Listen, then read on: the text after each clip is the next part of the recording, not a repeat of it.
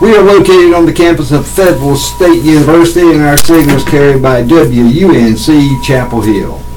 Today is Wednesday, October the 25th, and your radio hosts today are 25, yeah. and Ralph Walkie Roberts. Marty We'll be reading the news for today's edition of the Fayeteville Observer. Okay. I'm going to give you your weather. I'm Marty Baldwin, usually here on Wednesdays. And your weather, today is 68 degrees, 45 tonight, mostly sunny. Thursday, 64 degrees, 42 at night, mostly sunny. Friday, up to 72 and 49 at night, nice with plenty of sunshine. Saturday, 74 and 61 at night, mostly cloudy. Take your umbrella, that will keep it from raining. And Sunday, 72 and at night 41, mostly cloudy and a possible shower. So Saturday and Sunday, take your bumper chute with you. And but we should have a Wednesday, Thursday, and Friday very beautiful and sunny. Today in history. Today is Wednesday, October the 25th, the 298th day of 2017.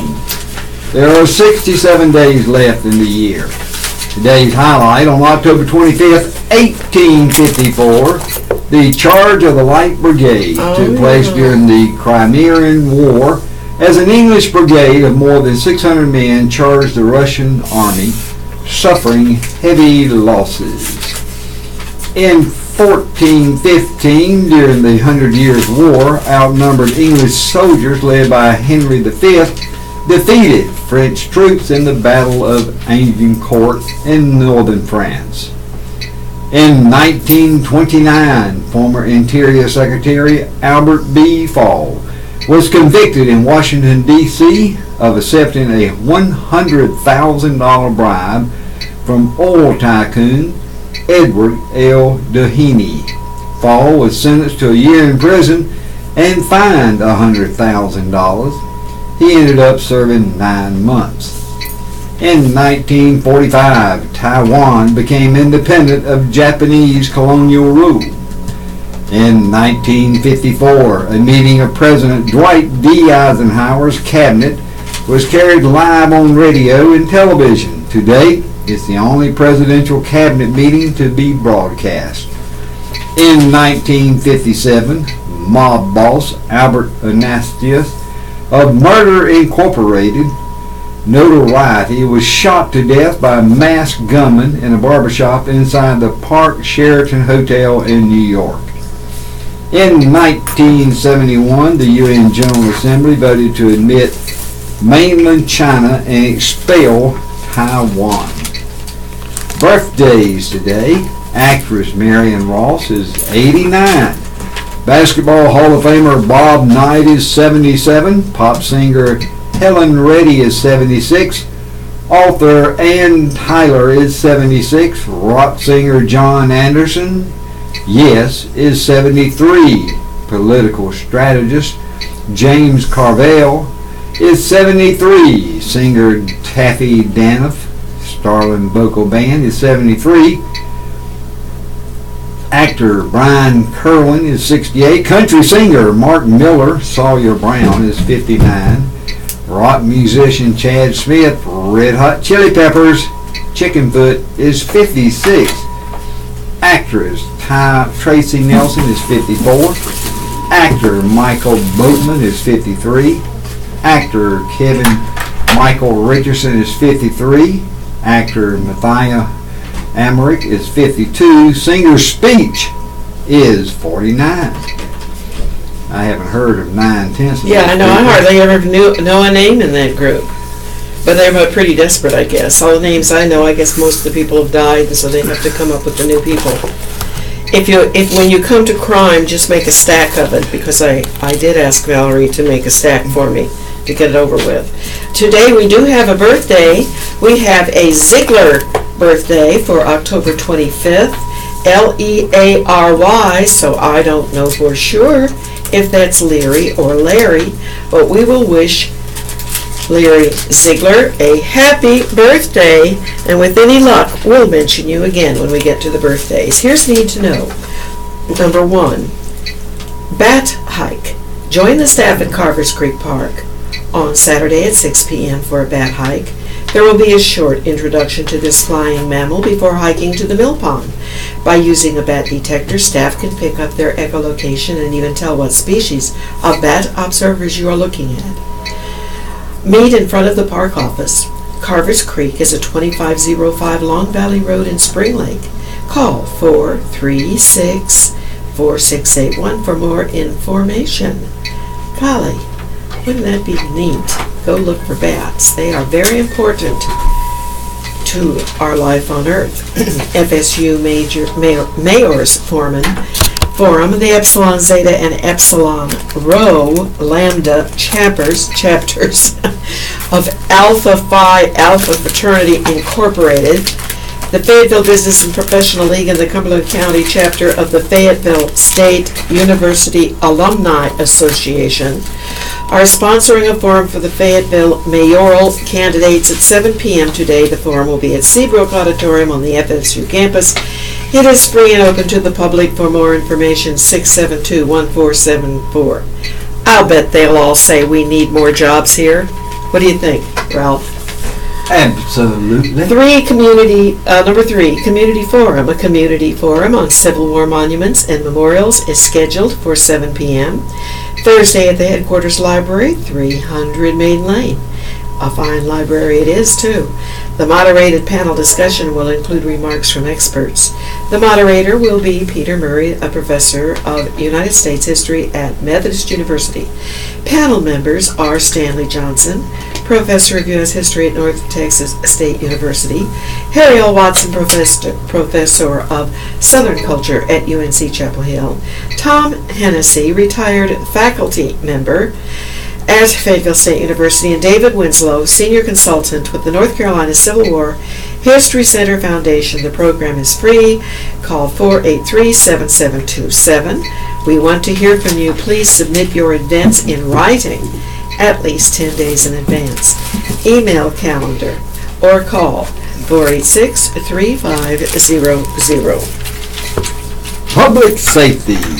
Cumberland County arrest Ryan Marshon Bingham, 27 of the 400 block of Powell, Maryland Drive in Hope Mills, was charged Tuesday with possession with intent to manufacture, sell, or deliver a controlled substance. Bail was set at $2,500. Donald Elvis Stubbs, 57, who is homeless, was charged Tuesday with failing to register as a sex offender. He is being held without bail in the Cumberland County Detention Center.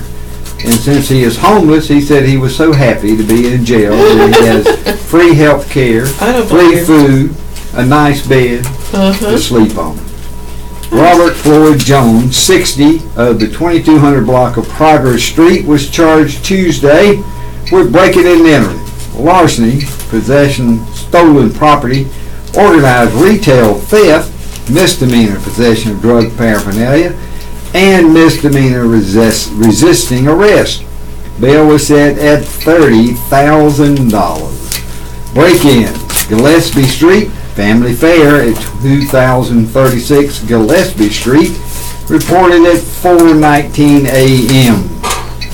Tuesday, tobacco products taken, 6 loose tomatoes, Strickland Bridge Road, 2500 block, reported at 3:18 a.m. Tuesday. 6 Marl tomatoes were taken.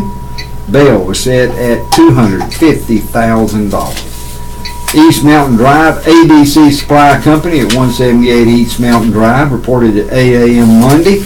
Roof shingles and a hot apple pie, freshly baked, were taken. In Bram Street, reported at 8:21 a.m. Monday, tools and a toolbox was taken. Also, 6 frozen spots. All right, if you'd like to leave the room, because I'm going to read 1, 2, 3, 4, 5 or 6 a crime articles.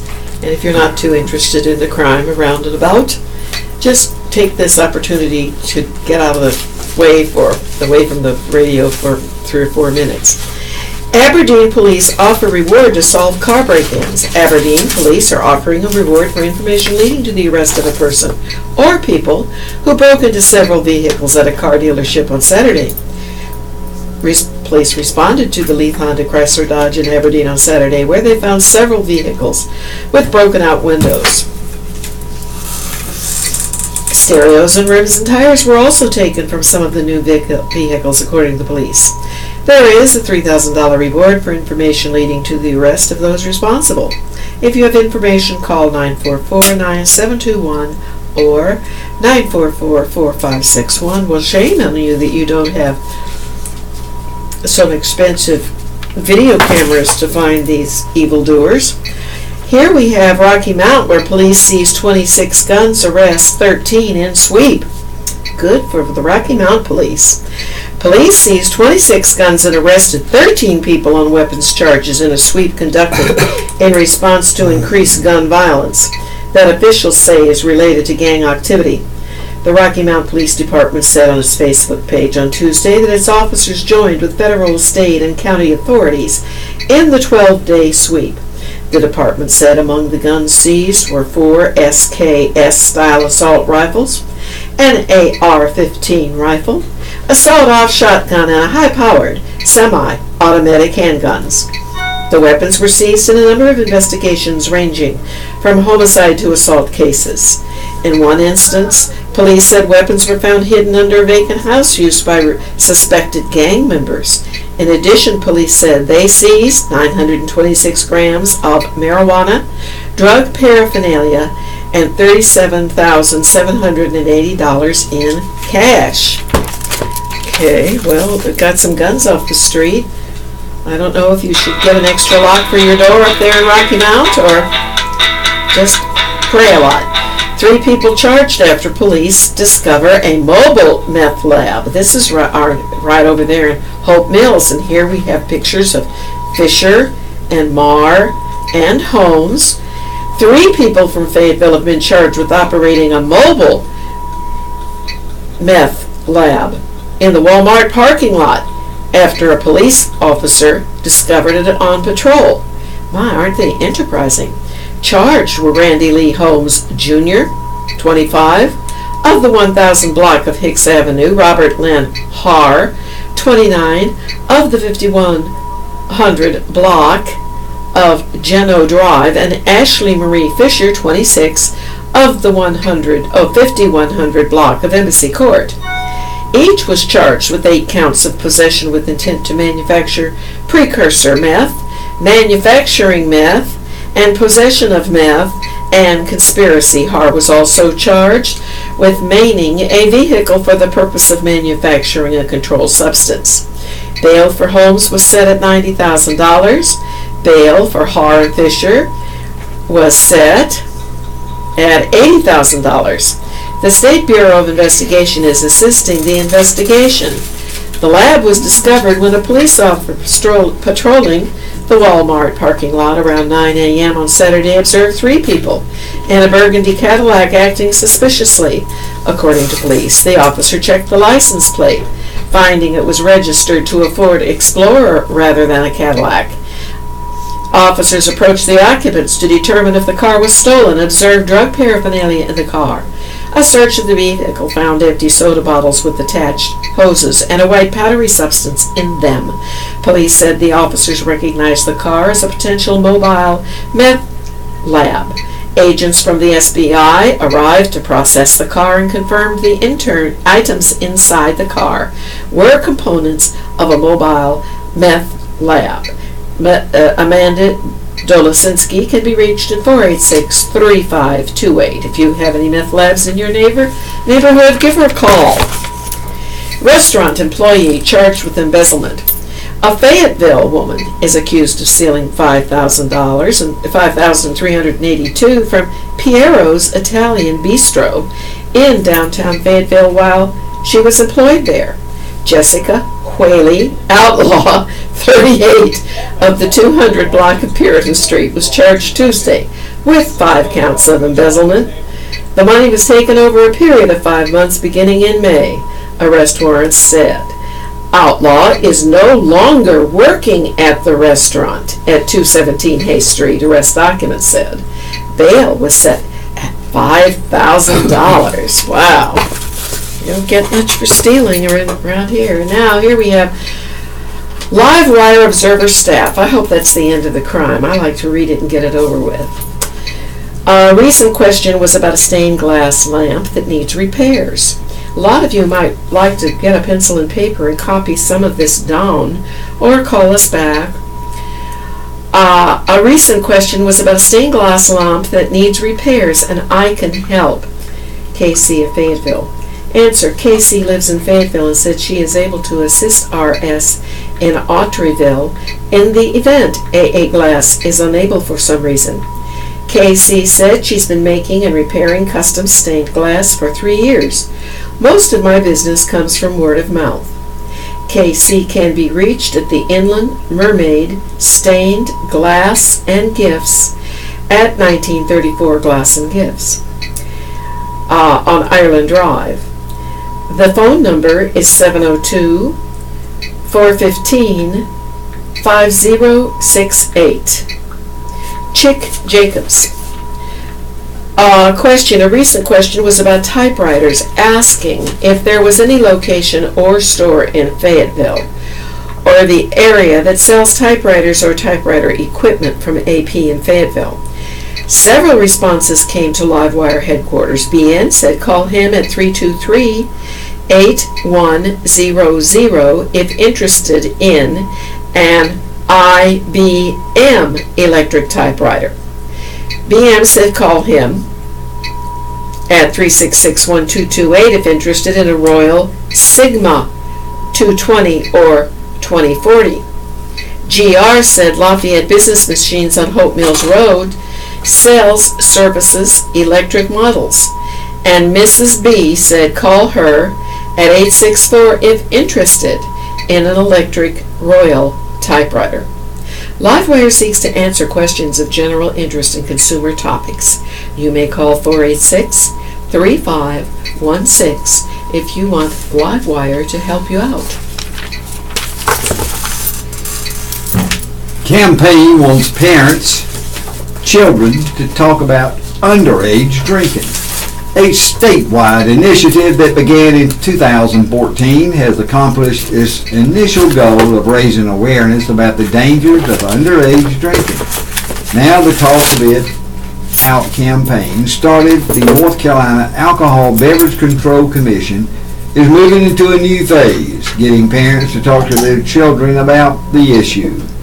We were really focused on the first few years raising awareness, and now that we feel like we've got some success, we're moving ahead to encourage parents by directly imploring them to talk to children about underage drinking, said Kat Haney, director of the initiative. It doesn't have to be a big production, but parents need to have that talk. Surveys conducted on behalf of Talk It Out found that 94% of middle-aged and high school children say underage drinking is a problem. 54% say it's a big problem, while only 44% of parents see it that way. Parents know their kids are good and maybe assume their kids are not dealing with it yet, who worked with Talk It Out. We're trying to pull back the curtain. If 94% of the teens say it's a problem, then it's everywhere. Even if your kids are not doing it, they're exposed to it. New research and studies have found that the younger a child begins drinking, the more brain development is affected. Our research really focuses a lot around the age of 25, which is when the brain is fully developed. An adult's brain recognizes the sedative effects of alcohol that result in the feeling of relaxation and drowsiness. Teens' brains don't get that message, Haney said, which means they drink long past the point at which adults stop, opening the door to risky behaviors, blackouts, and driving drunk. Long and short-term memory can be impacted, and teens may have difficulty learning. The impacts can affect behavior as adults. Studies have found that teen drinkers are less able to deal with stress as adults than non-drinkers. Talk It Out is about helping parents talk to children about the dangers. Traditionally, she said, parents are uncomfortable with those conversations. They overthink the approach and worry about being a hypocrite if they drank as teens. Bill Kirby's column today, Bill Kirby Jr. Myover Reese Refuge, a place to call home. Over here along Wilkes Road, the late Jimmy Myrover and Pat Reese once dreamed of a place where folks like Bill Fry could recover from alcohol addiction and get on with their lives. The year was 1961. Pat dreamed of a place with streams and trails and bridges and a vegetable garden. Fry was saying, on November 3rd, 2000, when more than 250 people filled Cape Fear Regional Theater to remember the newspaper journalist, actor, humanitarian who was 73 when he died 5 days before, a place where alcohol and drug addicts could recover and feel safe.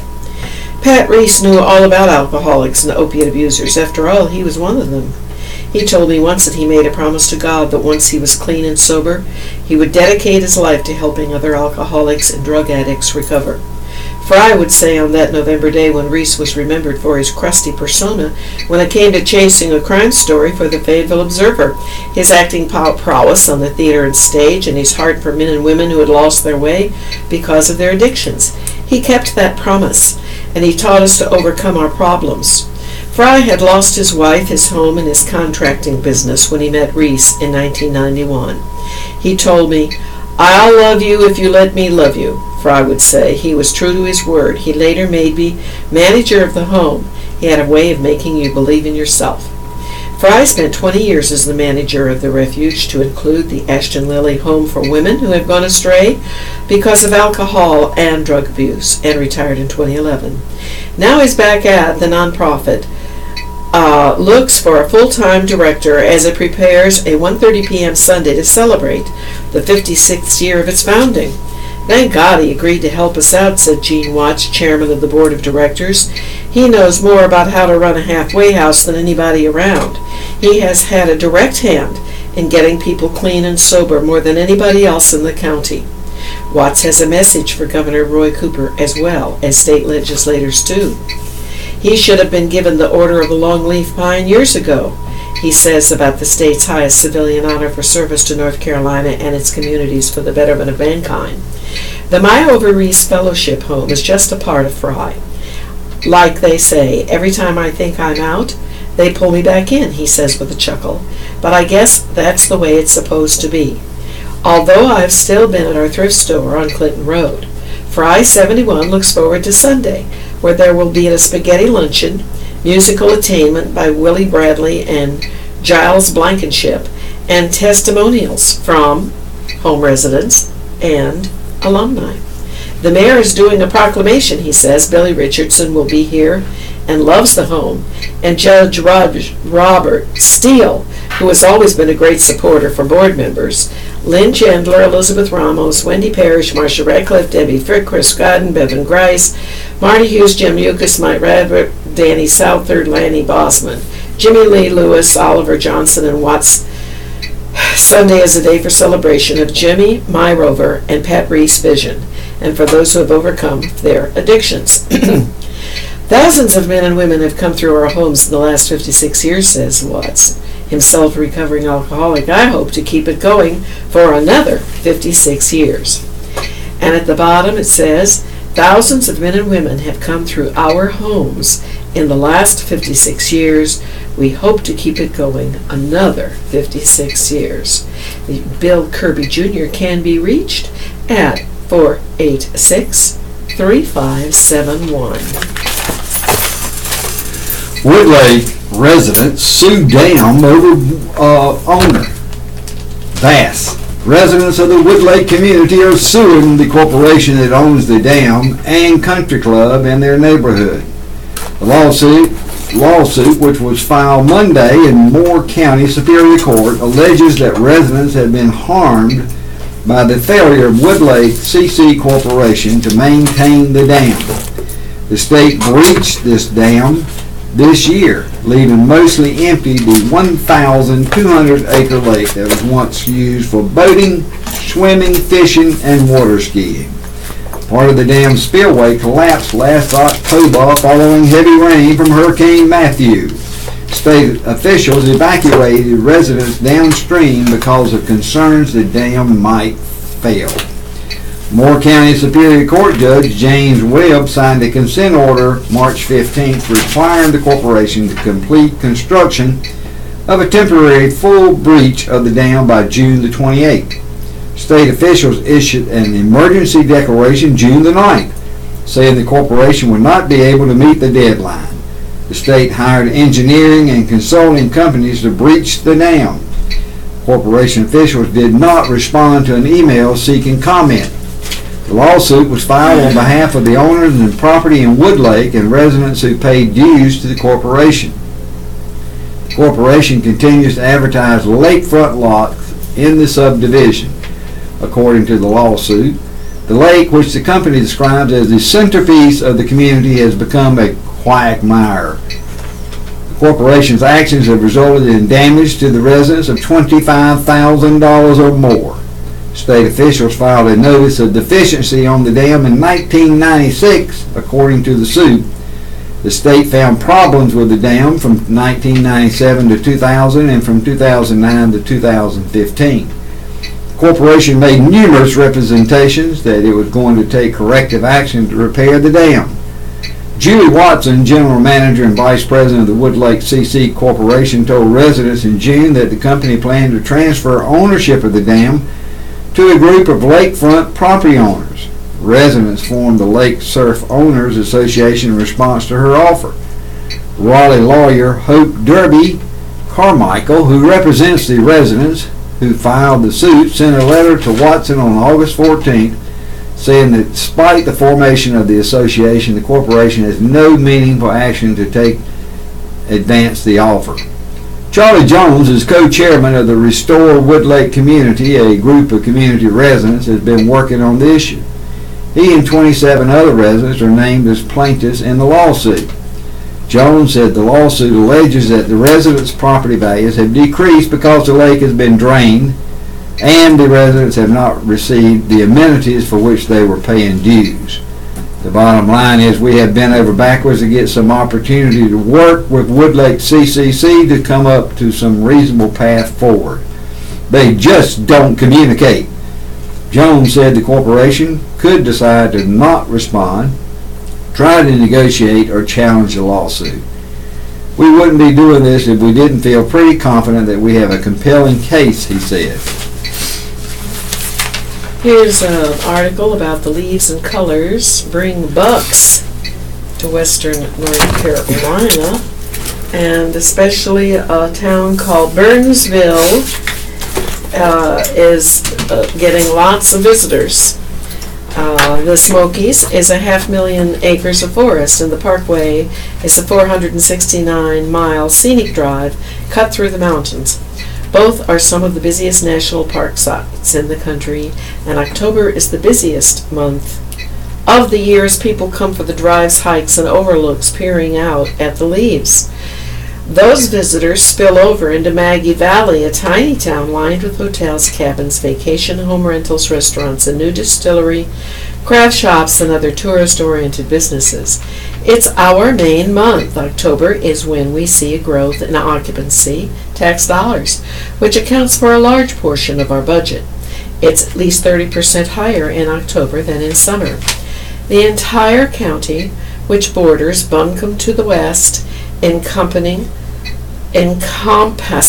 Lake Junaluska, Canton, and Waynesville, has been seeing an upward trend in October visitors. It's definitely the leaves in that fall experience, Rice said. The word has gotten out about the elk, a plentiful species out west that was extirpated in the east. They were reintroduced into the Smokies in 2001, and the elk are now in the height of their bugling season. To further attract leaf peepers, fall festivals pepper each weekend. Fall festivals pepper each weekend, including the Maggie Valley Fall Arts Craft Festival, October 21-22. Oh, you missed that. And Apple Harvest Festival, October 21. You missed that. In downtown Waynesville, which draws some 15 to 20,000 people, she said. People from across the southeast come to escape the heat, she said, and book up to a year in advance for the coveted October rooms. If they're too late or too early for color, they still love it. Seeing that color on the mountains really draws them in. We're in a bowl with 360 degrees of mountains. The vibrant dogwoods, maples, and oaks surrounding the 200-acre Lake Junaluska are like sugary sweet candy. People can't pass them up in October. The Retreat Center, 30 minutes west of Asheville, has lodging, restaurants, and lake activities like fishing and non-gasoline powered boats and a 2.3-mile walking trail circling the tree-hugging lake open to the public. Since I've been here, I have seen a dramatic change in what appears to be the number of people staying in our hotels. Pardon? We had a 16% increase since 2012 in occupancy in October, said Jack Ewing, Lake Junaluska Executive Director. He said he believes the increase is based on a stronger economy. People are traveling more and they're staying on their trips to the Smokies and the Parkway. They're looking for more outdoor activities. And then there's the coupons the Retreat Center gives them out to summer guests. Stay one night, get one free in October. Okay, the Smokies spillover in October is equally important to the economic base of the Gateway communities. The report showed that 11 million visitors spent $943 million pardon me, in 2015, boosting the economies of local towns including Maggie Valley, Bryson City, and Cherokee. Beverly Collins, professor of biology at Western Carolina in Cullowhee, said the abnormal heat so far this October in the mountains should break starting Monday and should not affect a fall leaf excursion. Yeah, the leaves are late turning because of the heat. The great diversity of elevation in tree species means different trees turn at different times. The heat has slowed down the color change and we haven't had a frost, but with the shorter days and cooler weather coming, we should be on track, Collins said.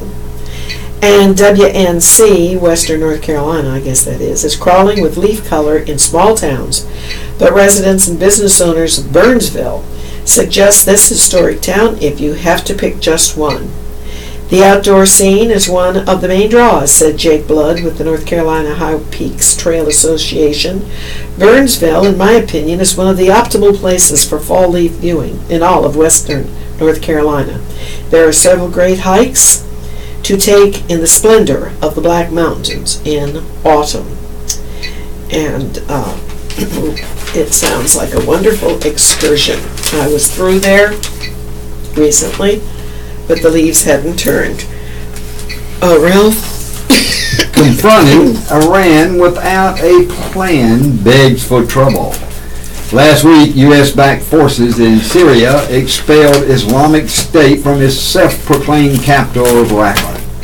A major victory after 3 years of fighting against the once terrified much of the West. But there was a striking little celebration. President Trump made no formal announcement of success. There was no banner declaring mission accomplished. That was partly because the struggle against Islamic State is no longer the main event. The Trump administration has already declared a broader war in the Middle East, this time against Iran.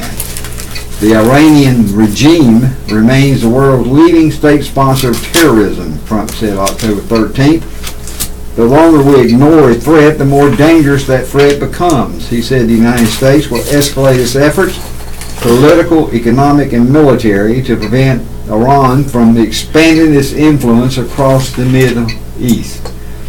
Here's the problem. The Trump administration doesn't actually know how to accomplish that goal. Or if it does, it's not telling anyone. Although the White House released a new strategy on Iran this month, the 4-page document was mostly a laundry list of grievances against Tehran, with no clear description of consequences for alleged misbehavior. There is no strategic plan, complained James F. Jeffrey, a former senior official of the George W. Bush administration, who advised Trump aides there is no organizing principle. He's challenged Iran to a duel, but he hasn't gotten any pistols out yet, he said. In Syria, Iran is projecting its power already. The Damascus government of Bashar Assad depends heavily on Iran for military and economic aid, and U.S. officials charge that most of the troops fighting for Assad in the Syrian civil war are Iranian-led proxy forces, not Syrian army units. Worse, Assad and his Iranian allies appear to be winning.